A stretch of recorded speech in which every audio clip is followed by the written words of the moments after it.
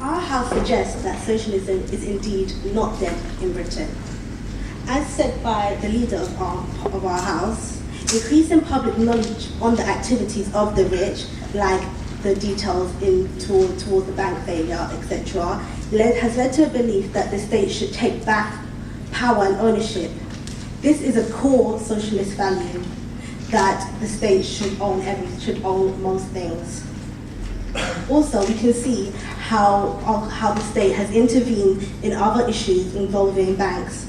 For example, the Royal Bank of Scotland bailout.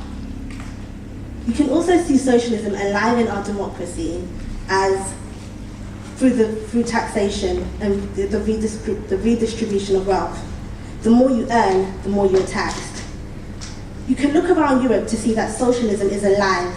Like said by the leader of our opposition, in France, a socialist party won by a 300-seat majority, which includes, and their ideas includes things like a 70% tax on the rich. Although it has not yet been introduced, like said by this house, it shows that the idea of socialism is alive, people believe it, and people want it. It's unfair to say that Britain does not have any aspects of socialism. We represent a reformed socialism, working along with capitalism, only we attempt to mitigate the bad parts. It's a practical form of socialism, a method of socialism that is the only way to redistribute wealth. We have to remember that in reality and in a modern democracy, capitalism is the only game in the house. And so a social democracy allows us to make and redistribute the wealth that we all want.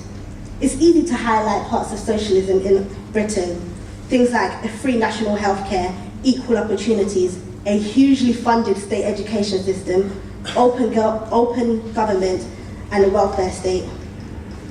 Also, socialism has worked well in Britain, and we can see this by the very small percentage of people that can say they live in absolute poverty. There is no ideal socialism.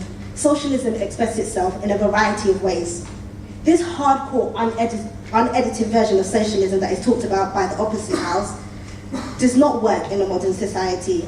Examples of this can be seen in the Soviet Union, which ended up in a dictatorship. It shows that central planning does not work. However, it is further clarification that socialism needs to be refined like it is in Britain. Another form of socialism that can be seen is our membership to the EU. As part of the EU, we help each other out economically. This goes against the individual principle of socialism, of the individual principle of conservatism. Yes, like said there, capitalism is much easier to do, and that's why we suggest that we work along with capitalism. It is not, and socialism is not disregarded or ignored. As said before, we can see it through the national healthcare, equal opportunities, hugely funded education system. It is not impractical. It has worked in practice. We have a very small percentage of absolute poverty. Responsible capitalism, like said by Labour leaders, does not mean that socialism is dead, like the opposite party tried to argue. It just means that we are living in a social democracy. Also, we have to remember that the current leader, Ed Miliband, has said that he believes that more public spending is necessary and is something he plans to do.